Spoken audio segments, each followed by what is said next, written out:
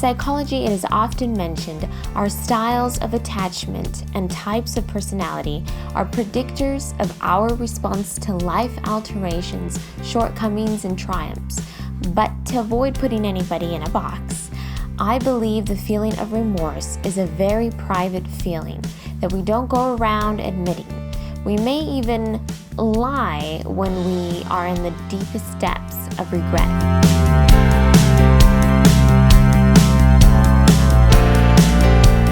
Regret can be very powerful. Not only is it an alarm for something we don't want to do again, it's a compass if we are having trouble finding our path.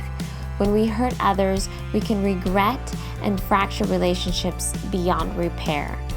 When we allow hurt to be done to us without setting boundaries, keeping others accountable, we face regret and cause damage to ourselves. But one thing to note is that regret is pervasive.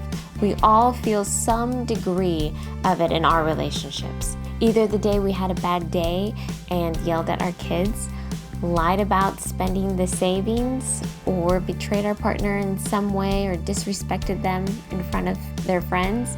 At any age, we face some regret when it comes to what we said, what we didn't say, a choice we made in a purchase or life partner.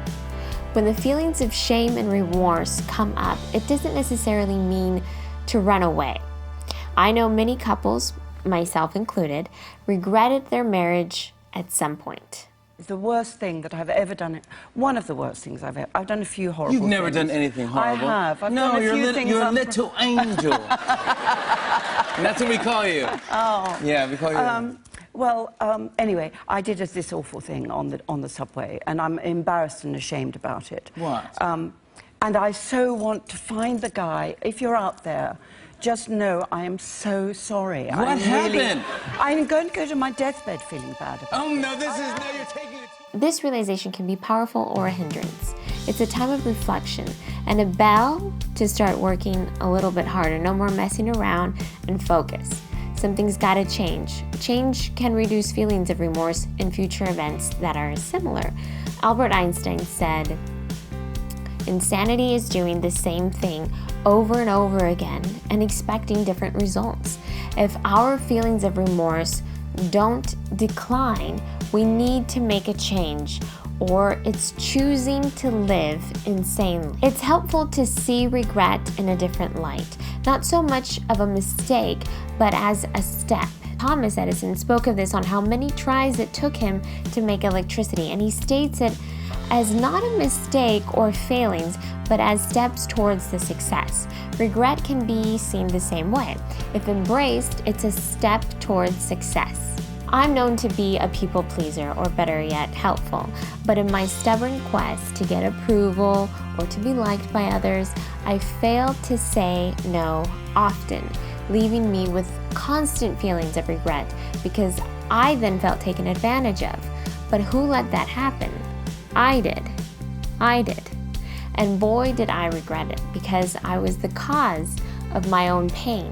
These feelings that were not going away were letting me know something isn't right and change is required to avoid falling in the same pit. If we act like it doesn't exist and cover it up, we won't be able to grow. It's a hindrance to our own emotional well-being.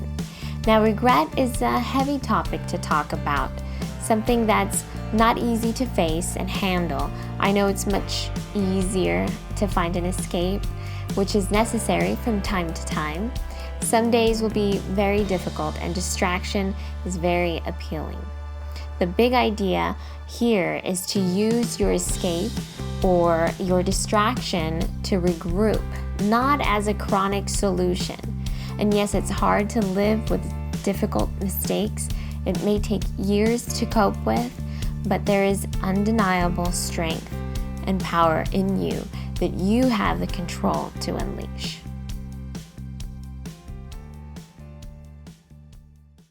Are you looking to build trust in your relationship?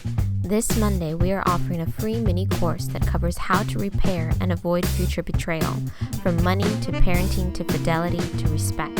Registration closes soon. Learn more at lucindaloveland.com/free trust without pain.